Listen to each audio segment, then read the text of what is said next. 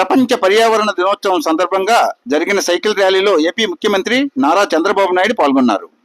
మండుతున్న ఎండను సైతం లెక్క చేయకుండా 76 ఏళ్ల వయసులో చంద్రబాబు ఉత్సాహంగా విశాఖ వీధుల్లో సైకిల్ తొక్కుతూ ఆశ్చర్యపరిచారు.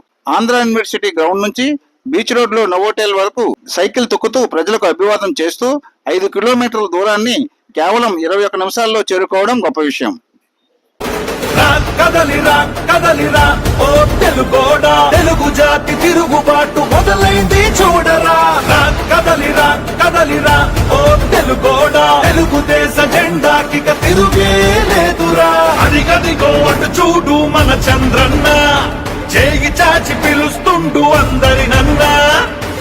యుగపు పాలనకు పాత రేసి సింగంలా యుగపు పాలననే అందించగా వస్తుండు.